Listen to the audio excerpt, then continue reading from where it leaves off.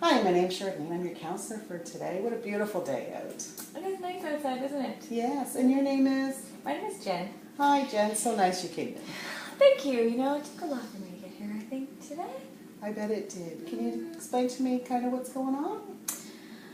I guess so. I'm not really clear about it myself, I suppose, but I think I'm having some relationship issues. You know, my friends tell me that he's not very nice to me, and sometimes I think he's not very nice to me, but then I think that, you know, he's doing it it's coming from a good place within him, you know? Yeah. Well, Can you give me something more specific? I suppose, yeah, there's kind of, you know, it's all over the place, really. Mostly I feel like he just puts me down a lot, you know, like anything I do, no matter what it is, it's always wrong, and, you know, which, you know, frustrates me sometimes, but when I think about it and I realize that, you know, it's coming from a good place within him, right? He just wants me to be better. But I think that's my biggest struggle, maybe. So I'm hearing that you are having some doubts about things that are happening. I guess you could call them doubts. I don't know if I would call them doubts. Maybe. Is that what it is? I don't know. I guess so. And there's other things too, I suppose. Can you tell me something that happened recently with him?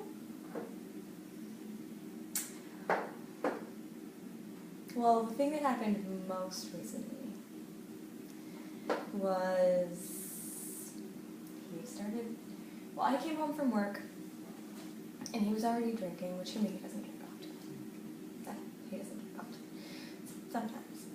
And, you know, I was home a few minutes late and he got really upset and he started yelling at me. He was, you know, being very aggressive.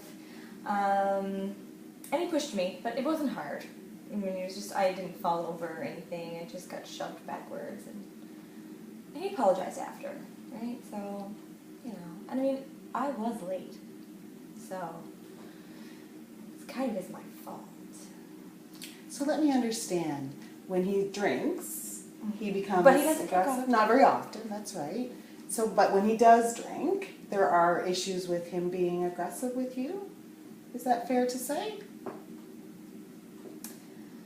I don't know if I like the way that sounds. And so how would you say it?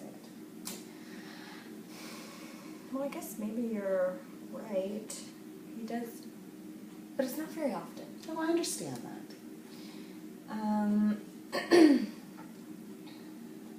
Yeah. So when it does happen, how does that make you feel? Well, you know, at first I get, you know, a little bit upset about it, and not in a, you know, I don't get angry back with him anymore. I'm like, oh, but I didn't mean to be late. I'm sorry. And you know, and he calms down after a while, and so, you know, I think that's a good thing. Have you tried talking to him about it after? Yeah, sort of. You know, when he gets, not the next day when he's hungover, because, you know, he doesn't get hungover often, though. But maybe a few days after, you know, I'll maybe share it with a friend first, and then, you know, I'll come in and I'll try and bring it up to him. But sometimes he's just, you know, he just pushes it aside, and shoves it off, you know, and says, well, you know, I only do it because I care, or whatever he said at the time.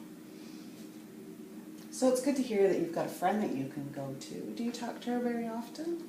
I do, but I think she's getting upset with me now, because she keeps saying that he's, you know, he's not a nice guy, and I shouldn't be with him, and I deserve better, and, you know, all that stuff that friends are supposed to say. But friends are supposed to say that stuff, right? Sometimes. So, I don't know. I think she just, whenever I go to her for advice now, her only piece of advice is just break up with him, leave him, and she doesn't want me to, she doesn't want to hear it anymore, so I think I kind of exhausted that avenue. So I hear that obviously she doesn't approve of your relationship. You could say that, yeah. She doesn't. Are you finding that hard? Sometimes it is, you know, I think I don't have many friends anymore, come to think of it. She was sort of my last one.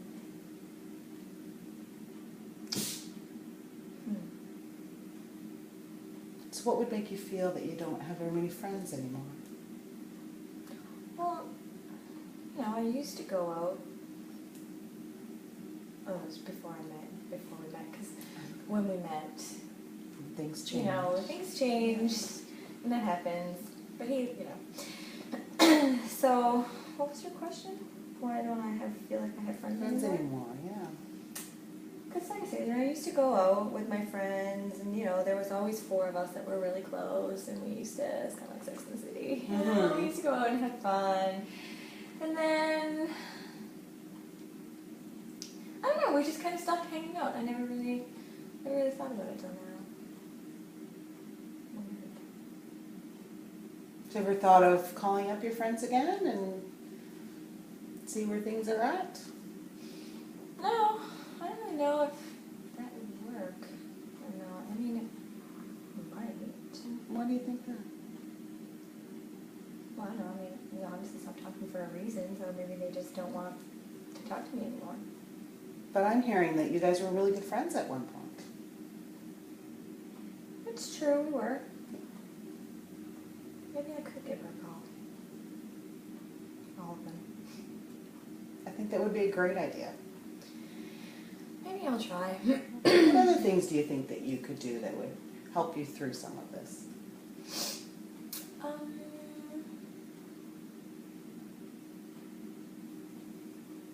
don't know. That was a really good suggestion, calling my friends, because I haven't spoken to them in a while. I think, too, I could just, you know, when he's, you know, having his time, I could just, you know, maybe, I don't know, just go to bed. Maybe I could go to bed. Yeah. Or maybe you guys could agree to do something different once in a while? Change your routine, perhaps. I don't know how I could. Don't think that would work? Well, I just don't know how I could bring it up. So it sounds to me like you're having trouble talking to him sometimes? I guess so, yeah, because a lot of times I want to say things, but then I don't. It's just easier that way sometimes, you know? Oh, I totally understand that. Mm-hmm. Yeah. Could you think of some way that you could bring it up? Perhaps over dinner or other. Well, we don't really eat together. He, you know, he watches TV. He's got a lot of favorite TV shows and stuff, right? So, you know, he just watches TV and eats and then I eat at the table. So when do you usually find time to talk? You know, in the morning, you know, before he goes to work, Okay. you know. But that's mostly just, you know, morning. How was your sleep? And then he goes to work, and then I just, you know, I sit home and, So it sounds like you guys really don't talk much. you know, I guess we don't talk that much. I mean, he talks to me. Okay. You know, he tells me things. I guess I don't know. We talk about what he wants to talk about. Which, I don't know. Does that interest you? Yeah, but it seems lately that he just puts me down all the time. And that's what he wants to talk about, you know? He just wants to talk about how I didn't do this right, and I didn't have this ready, and whatever. So But it sounds really- like that really upsets you. It upsets me in the moment, like I said before, but I think that it just, you know, he's only saying these things and doing these things because, you know, he wants me to be better at time management, and, you know, he just wants me to be better and more on the ball. Right? Can you think of another reason he might talk to you like that? No, that's why. And you know that because that's the way he's always done it? Well, he tells me that too. Hi. So the strengths and weaknesses for the assignment. I think that I come across as being very attentive, and I can tell that I pay attention to the client, and to their body language, and to what they were saying. I was able to rephrase things. I think my tone was very non-judgmental, and I have good use of body language. I use my eyes a lot, which for the area that I'm in is actually really good. They use that a lot for communication here. I think that I was an active listener, and I was able to follow the conversation as Jen switched between issues that she was having with her boyfriend and her girlfriends. So it was easy for me to go between the two. I also think that I gave her lots of opportunity and used pauses quite well, giving her a chance to either think about it and explain it. And there was one case where I let her work through the problem herself, and I think that I did that very well. I also used the PEP and PPE very well, I think. I did a lot of probing questions, and I really let her do most of the talking throughout the interview. So some of my weaknesses, I obviously need to work on my perception checking. Unfortunately, the good example that I had didn't make it onto the videotape due to time. I had to cut it off. But I think I really need to focus in on that skill. I'm able to discuss the behavior, and I'm able, to do the last part, but I don't do the middle part with the two examples of why the behavior could be occurring. So I definitely have to work on that. I think I also need to probe a little bit more about how situations made them feel.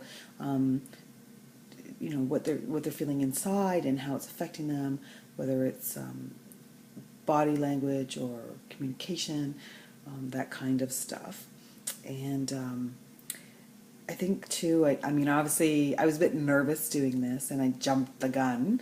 I think a little bit more time at the beginning having them settle. I was so focused on kind of doing the assignment that I didn't do that. So perhaps some more, chit-chat or a little explaining just to make sure they're at ease. I just knew that she was when she came in, but it's definitely something that I could work on.